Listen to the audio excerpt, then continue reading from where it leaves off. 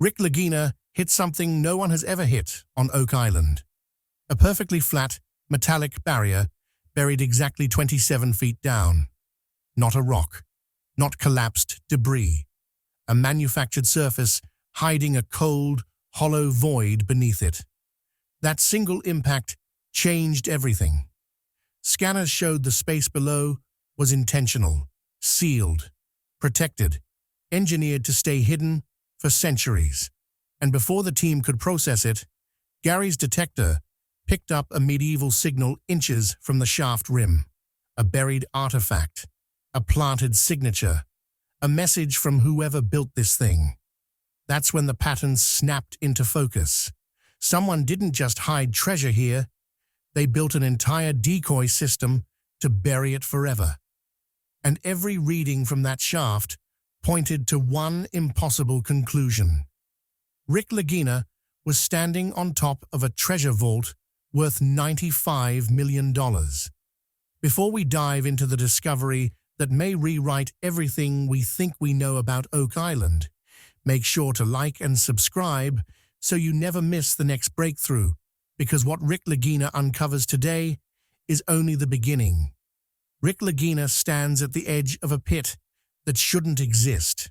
The team has only been clearing collapsed soil for a few hours when the excavator's bucket stops dead, hitting something solid, flat, and unmistakably carved. As the dirt falls away, a stone lip materializes beneath centuries of packed earth. No map shows a chamber here. No record even hints at one. It's as if someone built this entrance, hid it, and then erased its existence from the island's memory. When Rick brushes his hand along the exposed edge, he freezes. The tool marks slicing across the stone aren't rough, weather-worn scratches. They're razor-clean, straight, consistent. Precision cuts far older than colonial tools, yet somehow crisper than anything that should have survived this long underground. Then comes the moment that chills everyone. A thin, cold breath of air escapes the cracks, not stale, earthy air from a buried void. This breeze carries the faint, unmistakable scent of salt water. But they're nearly 150 feet inland. There's no way sea air should be rising out of the ground. Rick leans closer, checks the angle of the shaft with a laser level, and his eyebrows lift. It's perfectly vertical, not mostly straight, not roughly aligned. Perfect. That's a signature of early Templar engineering. And right along the inside lip, hidden beneath lichen and packed silt, a shallow carved groove runs horizontally, like a seat for something heavy. Something once slid into this track with purpose. Something meant to lock out anyone who didn't know exactly what they were looking for. Before the team has time to process that revelation, Marty calls Rick over. 3 small indentations, almost invisible unless you know where to look, sit arranged in a perfect triangle on the stone face. They aren't decorative, they aren't natural, they're placement markers. When he taps one with a chisel, a dull metallic echo rings through the shaft. That echo shouldn't exist in raw rock. It's the kind of sound that comes from a hollow space lined with something forged, not carved. Gary brings out his scanner and sweeps the surface. The device immediately lights up. Non-ferrous metal is embedded inside the shaft wall. Bronze, maybe. Brass, possibly. But definitely not stone. That's when the real shock sets in. After analyzing the angle of the indentations and tracing the inner pattern with a probing rod, the team realizes what they're dealing with. This shaft wasn't made to be opened from the outside. The entire locking system is reversed. Every mechanism, every clue, every marker is designed for someone inside the chamber to open it outward. A treasure vault built to be opened from within? That makes no sense, unless it wasn't originally a vault, or it held something so valuable or dangerous that the builders wanted full control over who could access it. Rick kneels beside a faint carving on the lower stone. At first it looks like erosion, but when Gary splashes water across the surface, a single, half-erased symbol appears. It matches a mark found years ago on Lot 32, a lead everyone dismissed as misinterpreted or irrelevant. But now, staring at the same symbol carved into a shaft that shouldn't exist, Rick feels something he rarely voices. Certainty. This isn't random. This is connected. Unsatisfied with guesses, Rick pulls out a survey parchment given to him decades ago by a treasure hunter who spent his entire life chasing whispers and legends. The parchment was dismissed at the time as wishful thinking, but the moment Rick spreads it across the tailgate, the entire team crowds around. A tiny, nearly invisible mark, labeled a 2, sits exactly where they're standing now. No one ever noticed it because it blends into the parchment's border ink. But under UV light, the truth erupts to the surface. The ink bleeds, revealing a second annotation hidden underneath the first layer. One phrase stands out: the Well of Inheritance, a term that has never appeared in any Oak Island record, journal, or recovered document. Rick turns the parchment over, comparing the curvature of the letters with entries in the 1907 journal recovered from the old archives. It's a perfect match.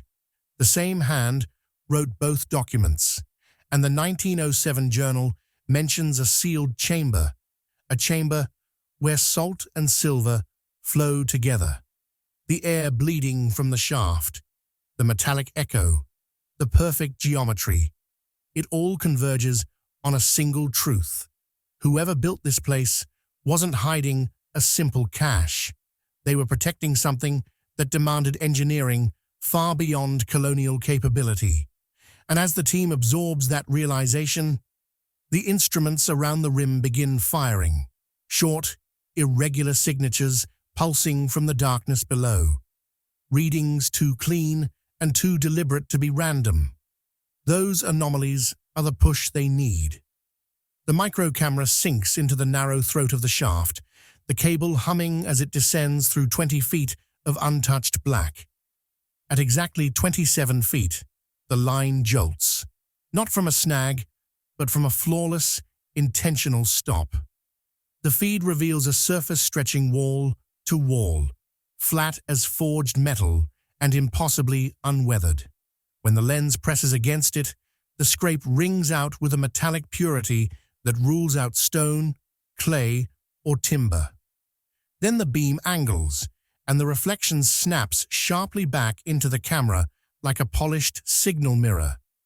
Somebody didn't just cap this shaft, they installed a precision-engineered metal plate, hidden beneath centuries of soil, sealing whatever waits beneath with purpose.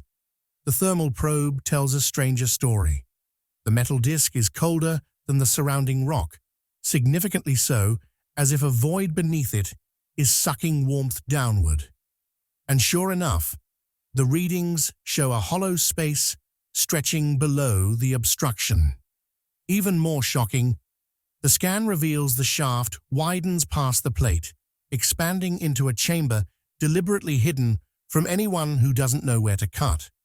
Whoever built this didn't want treasure hunters finding it from above. They designed the first 27 feet as a decoy corridor, straight, perfect, and promising, only to hide the true space below behind a forged ceiling no one could breach without knowing its location. While the team evaluates how to approach the obstruction, Gary keeps sweeping the surrounding soil, trying to identify anything tossed aside or dropped during the construction. Only a few minutes pass before his detector squeals with a tone he knows too well. A deep, heavy signal, not iron, not brass, but something older. Just inches from the shaft's lip, he brushes away a thin layer of mud and pulls a small lead cross from the dirt. At first glance, It looks like the cross discovered years ago near Smith's Cove, the one that sparked theories of Templar journeys across the Atlantic. But this fragment tells an even more intentional story. The soil clinging to it is not native.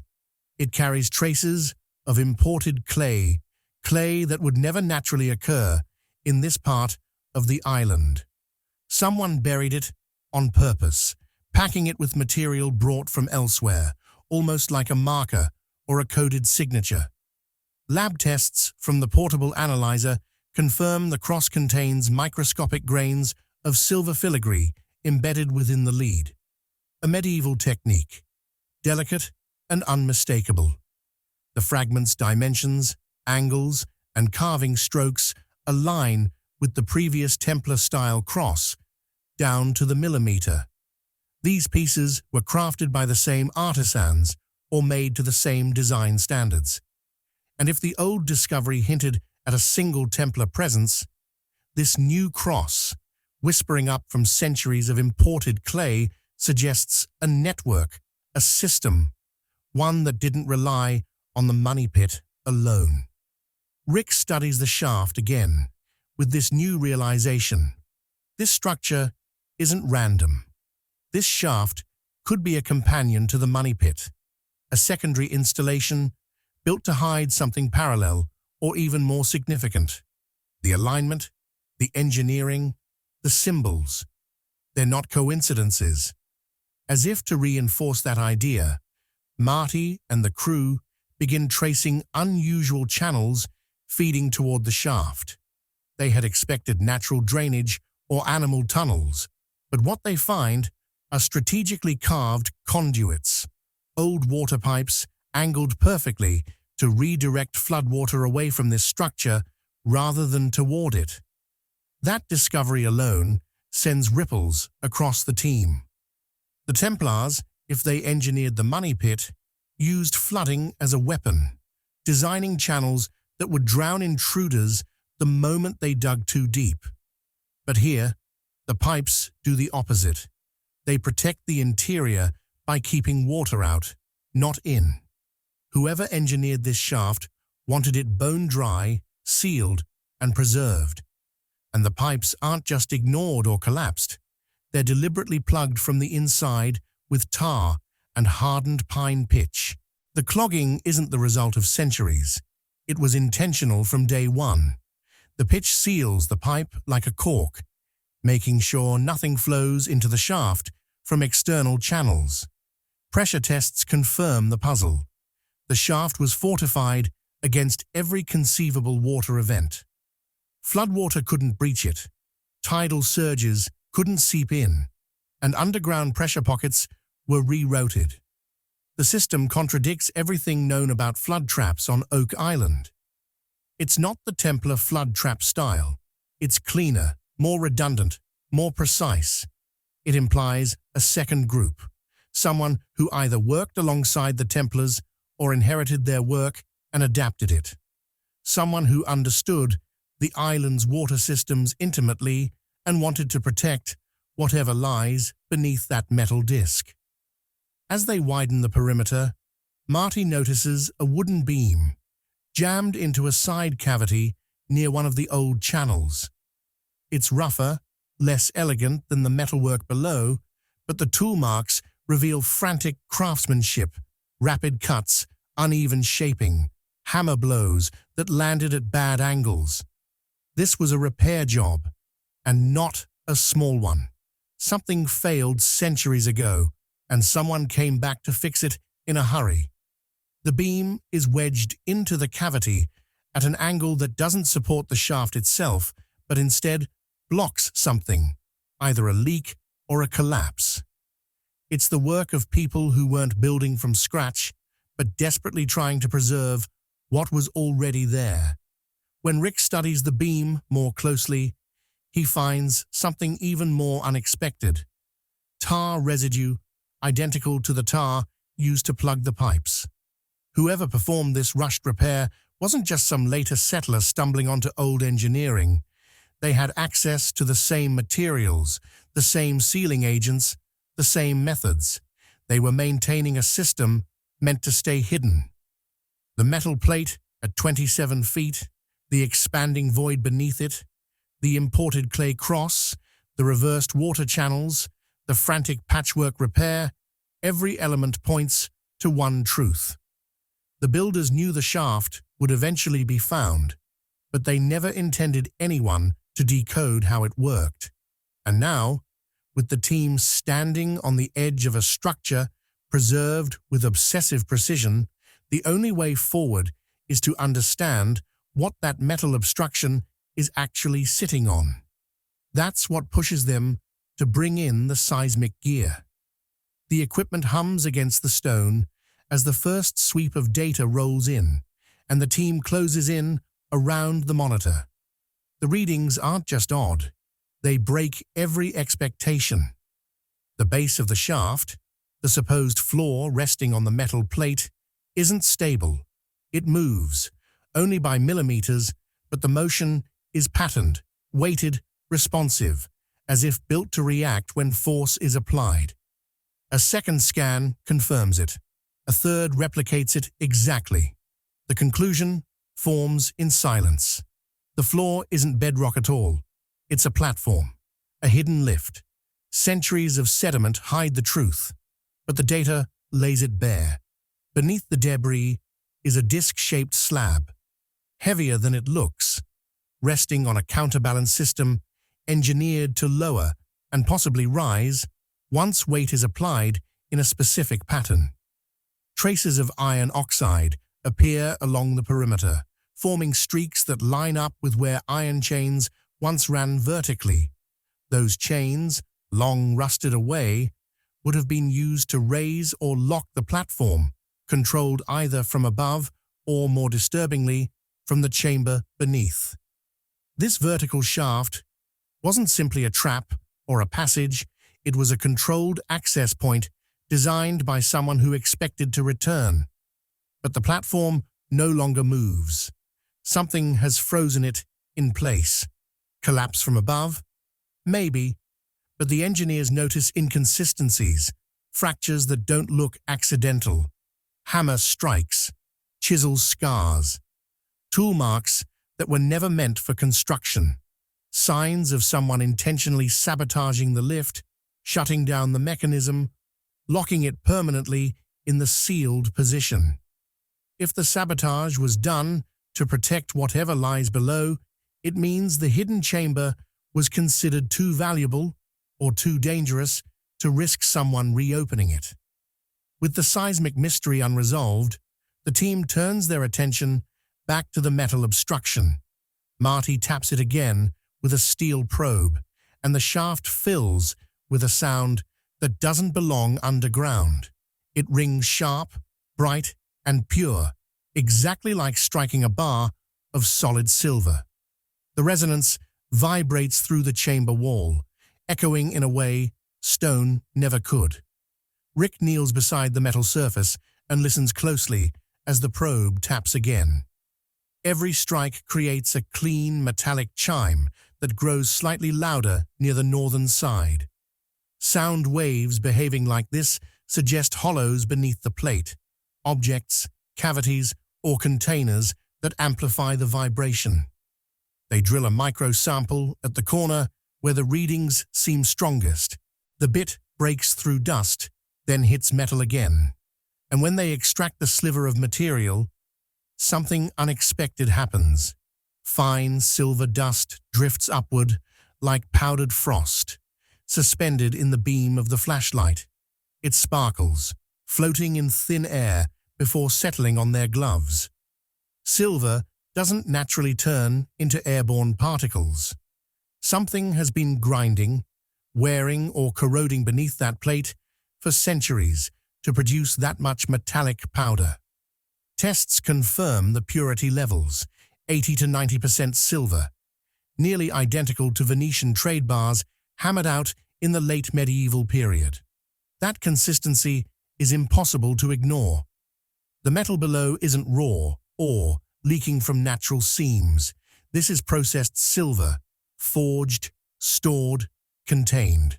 And for silver to grind into fine powder inside a sealed chamber, something must have shifted or been compressed repeatedly over time.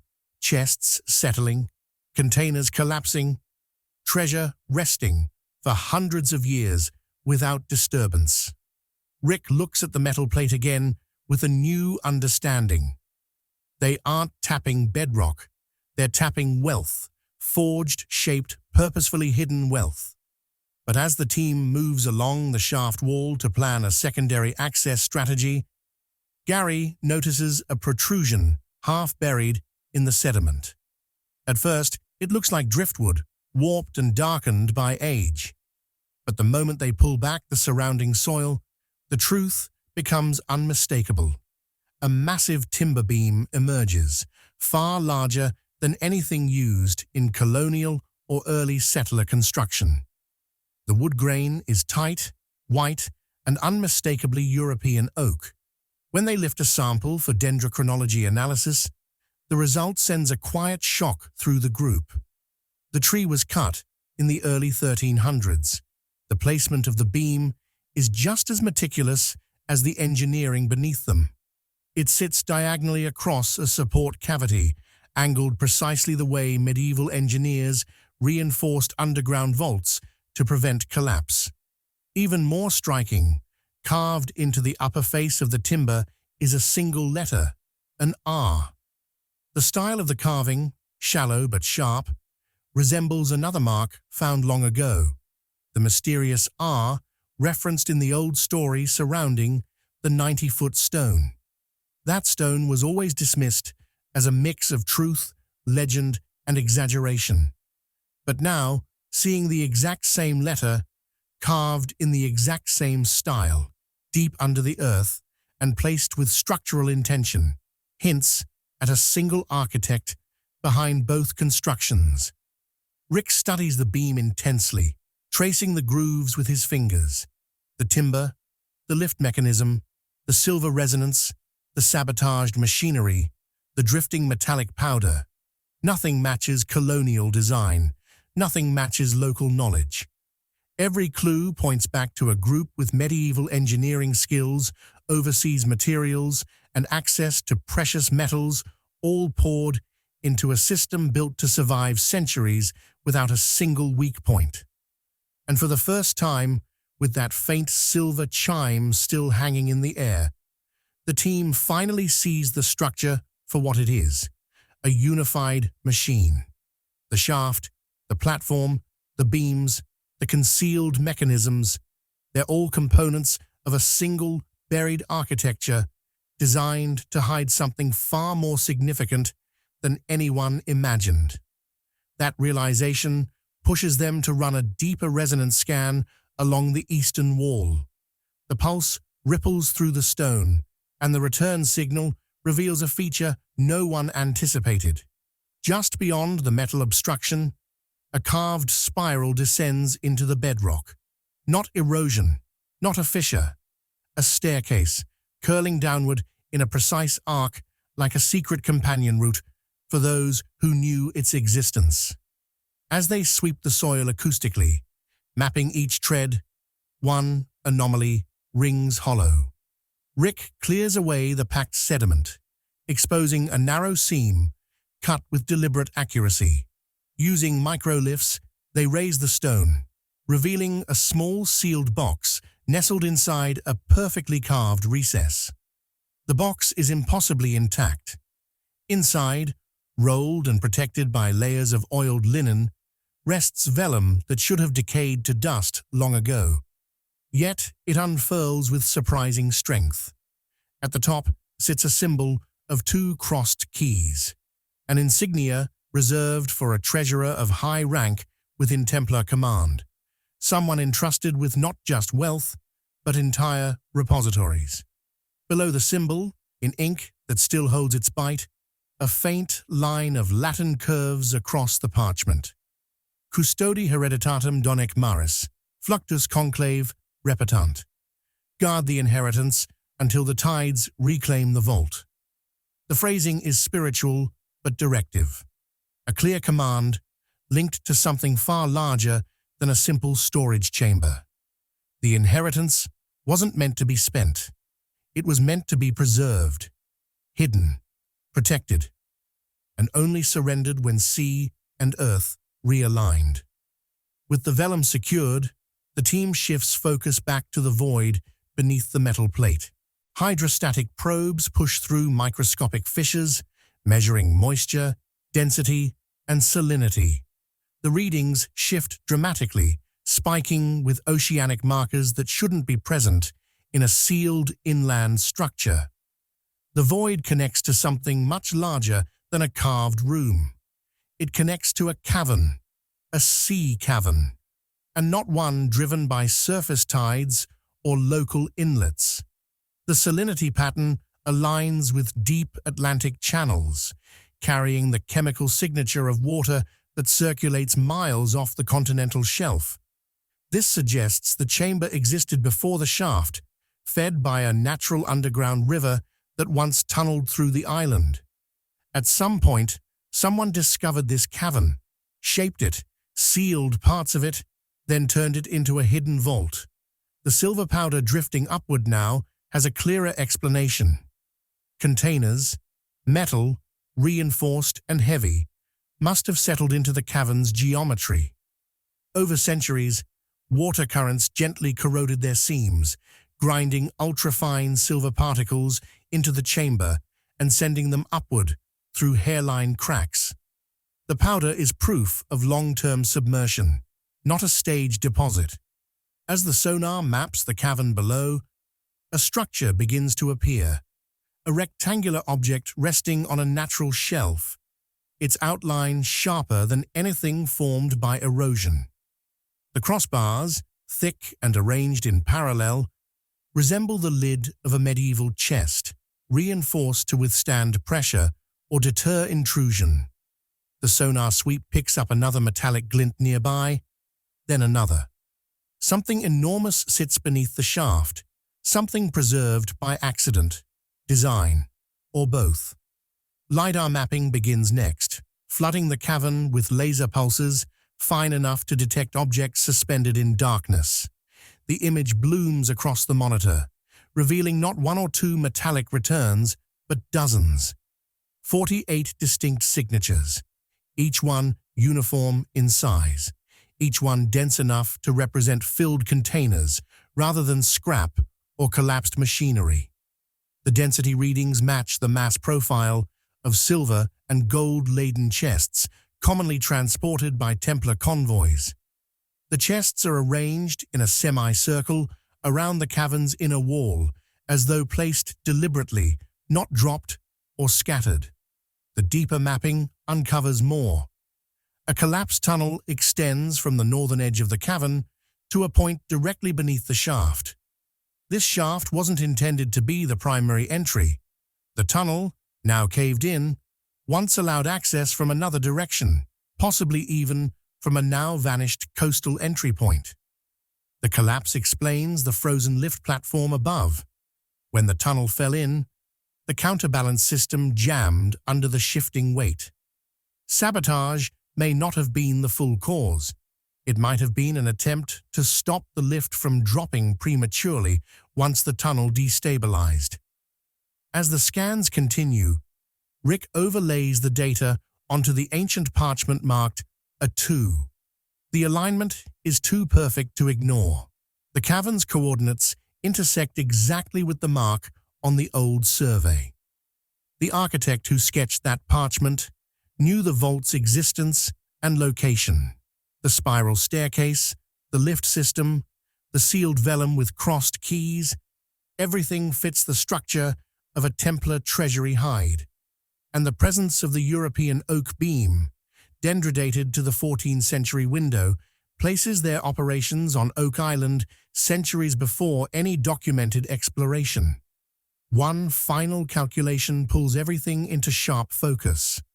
The mass of silver alone, based on the signature readings, suggests an estimated value nearing $95 million, not counting the gold anomalies and potential artifacts.